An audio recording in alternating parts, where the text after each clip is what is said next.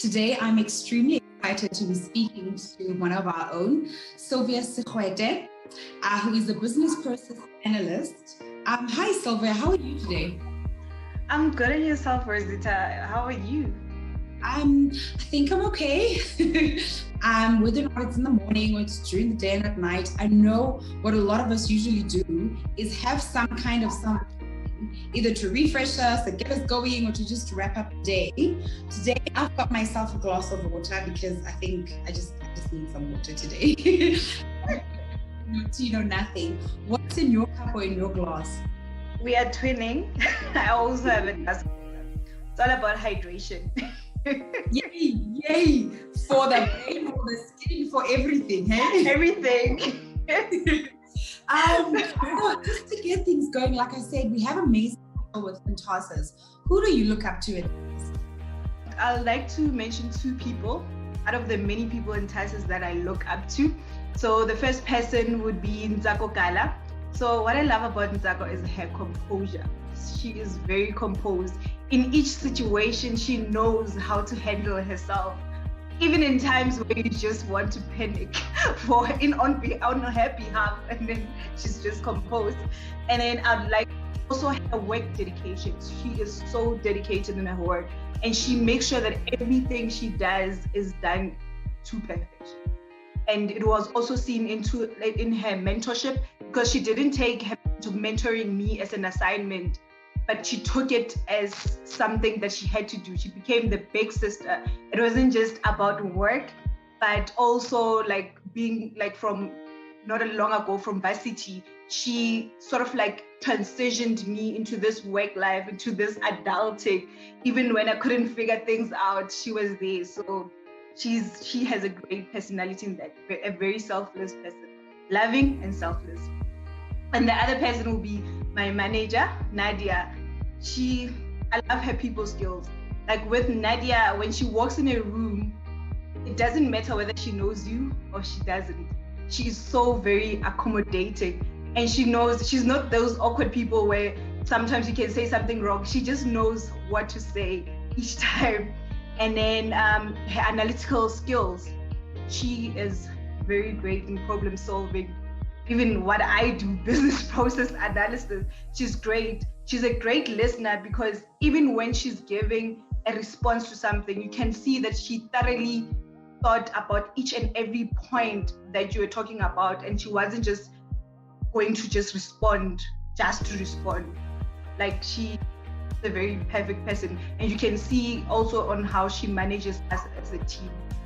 I know Nzako personally, but I don't know that personal, but I can definitely attest to, from the little interaction that I've had with Nadia, which is saying this, and from the more interaction that I've had with Nzako as well, that composure thing, I'm still in awe. I am still in awe. So I introduced you as, a business process analyst. What does a day in the life of, a business process analyst look like, whether or not it's from a professional perspective or from the moment you wake up to the moment you go to bed? Okay, so business process analysis is actually a way of life, because it's mostly about how we always say that you always have to learn something, be open to learning and everything. So it's about continuous improvement, looking at a process and making sure that, is it efficient? Is it being done to the best, to its optimal? So a daily routine will be me talking to stakeholders. That's also what I love about it, because you get to learn more about people, doing interviews, learning about what they do. And then in those slots, you actually get a chance to actually learn about them also. And then it's mostly about just critical thinking, being able to listen to someone else, analyze the situation, and put your brains together to actually find most value-adding things that can be included in business. You've touched on the whole analysis and continuously analyzing, and you've said that it's a way of life, right? How did you know this was something that you wanted to do? Was it a very conscious decision, or did you go to varsity and happen to fall, into it by accident? How did you know this is what you wanted to do as part of your career? Okay, so I did industrial engineering at school. So when I first came to work, I did some bit of industrial engineering work. And when I first saw this position being advertised and described, it actually described what an industrial engineer does, because we are all about looking thoroughly at how life is and trying to improve it as you go on. Like, for example, when you see that someone is wasting their time on manual work, you try to just check, okay, how can we take those mundane tasks away from you and make you do something that is more beneficial to your life? I think I battle when it comes to analysis. Like, I really do, because I always like do the work, get it out. And I think there's been an increase from the business, and rightly so, to go, we see what you're doing, but there's always the analytics side of things. So let's analyze and gather all the data and understand it and get insights from it so we can improve. And what you're saying is like spot on. It's all about looking, studying, and then improving based on what the data is saying. So it sounds quite interesting. Just don't know if it's for me. It is. Now that you've sort of given us a preview of what a day in the life of a business process analyst is like, what does your worst and best day look like? So I'll start with my worst days. So my worst days is mostly when anxiety kicks in, because I'm that kind of person that wants to know that, okay, whatever I did today created value somewhere. So if I feel that I'm not creating value anywhere, like it sort of like reflects back to me personally, which I'm still trying to sort out because that's wrong. And then I don't do it as just that Sylvia couldn't do 1, 2, 3 this task. Now it doesn't become about the task, but then it becomes about me as a person. So those are my worst days that I'm trying to sort out. Hashtag me too, by the way. And the best day, especially it's that first call from my mom in the morning. And then later on is just me being able to be productive during the day, knowing that when time goes out, I know that I did 1, 2, 3, and this was not just mundane work, but something of value. You've been alive for what, over close to 3 decades now, and I'm sure from the moment you were born, your parents were getting advice, and you were getting advice, and you probably still are getting advice. What's the best advice that you've been given according to you? So, my best advice. So I would, because of my background and how it was hard to get even where I am right now, the best advice was to Sylvia, actually they call me Noktula Ekaya. So Noktula, make sure that in everything that you do, because you meet some people that don't have things that you don't have, and you think that is a disability or somehow a disadvantage. And the best advice was, don't look at your circumstances. When you do something, and focus on those things. The outside doesn't matter. Just do the best that you can and you'll get through in life. That's beautiful advice. Spot on, 100%. And with that, we found ourselves last year working from home due to the pandemic that we're still experiencing currently. How has COVID affected you from both a personal and a professional perspective? So I think it's intertwined with the professional and personal. So from varsity, life was so fast for me. There was assignments to submit. If there's no assignments to submit in free time, there's so many people to meet outside. So it got me to realize that there's so many things that I shut down mentally. I didn't think about those small issues that I didn't sort out. So when you get to be alone, because phone calls were normally not a thing, just chatting is not enough. Not having the pressure at work or to just drive to work, then come back and your life is just focused. So at home, there's so much room to think.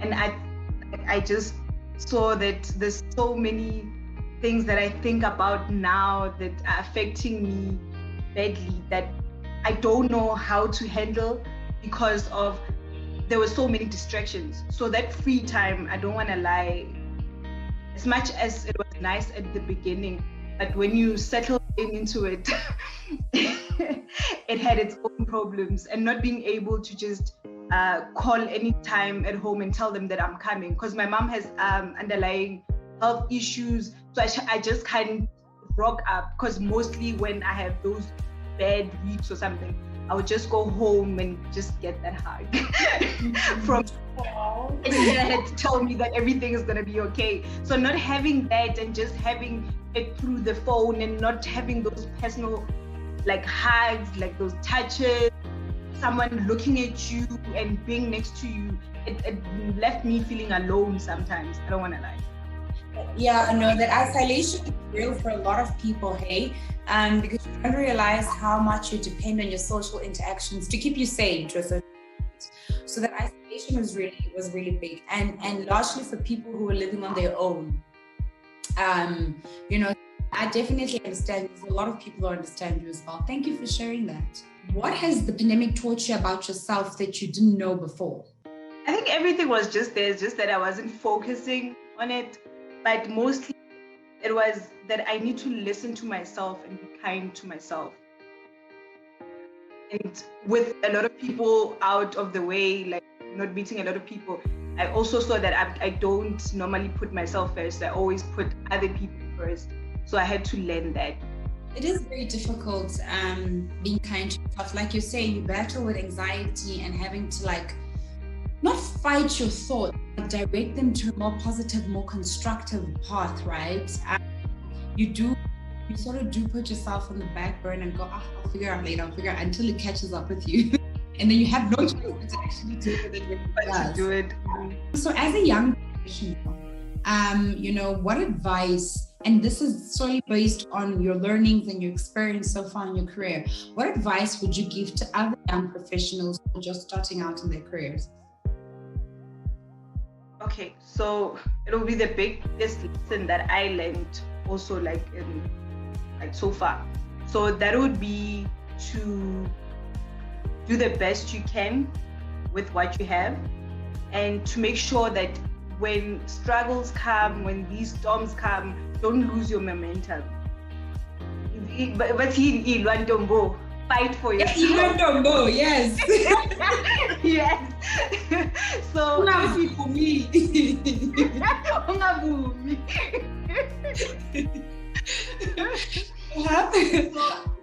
So there are situations where like life happened and I sort of like lost myself, parts of me that like are great, and yeah, like they shouldn't lose momentum no matter what. Like just if things didn't go well, they didn't go well.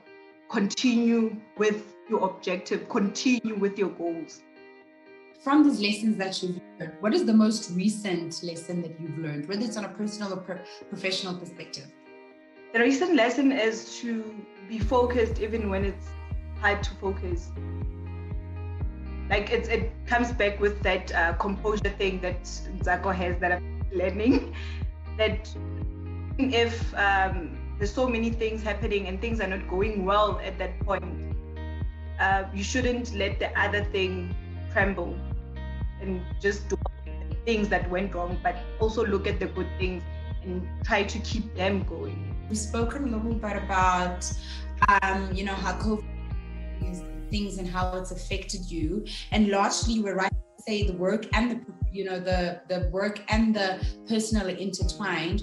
How do you see the future of work panning out to be, you know, taking COVID into consideration, taking the fact that a lot of us are now working from home, but there are people who are also, you know, gone back permanently, taking into consideration that whole hybrid working is a thing, you know, we're now relying more on technology that they provide to help us collaborate and so forth. What do you see the future of work looking like, you know, taking all those things into consideration? I think it's more into that hybrid structure, but obviously there's other people that can do hybrid. They'll have to be on site. But I now with the whole lockdown thing, we have learned how important it is to have a social life, like to have people around us.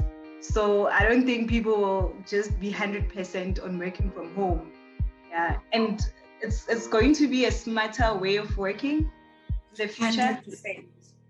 Yeah, because now it's like we've almost gone paperless for most of us, for example. And look at how hard it was to go paperless at the office and how easy it is now. So things are getting more smarter and in a very fast-paced manner. Now that we are finding ourselves in the working from home / hybrid environment, in previous conversations that I've had with people, that they have that one or two things that they do or stick to that allows them to thrive on a day-to-day basis. What is your home hack? Okay, so currently I'm still trying to perfect it, not really perfect it, but really get into it and do it regularly, is creating a schedule and sticking to a routine. Because once you get out of those, it's so easy to be lazy at home. I'm afraid of blasphemy, but I just want to say amen. Sorry, I disturbed you. So you're still trying to work at, getting into a routine basically, or putting together, let me say, a routine and going, at this time I'm waking up, at this time I'm having breakfast, at this time dedicating it to whatever. But it's a struggle for a lot of people, whether or not you're living on your own, or whether you're living with adults or you live with children. I think it really is it's a discipline. It's a discipline that we've got to learn, but it's not an easy one. It's definitely not. It's definitely not. Because I could remember even in school, it was easier for me to go to the library and study there with other people rather than just sitting at my place, because I'll just end up sleeping and telling myself, nah, I'll wake up at 5 a.m. and wake up at 10. Probably becomes over. Thanks. Like there should be more time. This went by like that. It went by like so quickly. It was short. Thank you so much for your time, Sylvia. I really have enjoyed, chatting to you. I think I can relate to you on so many levels. On so many levels.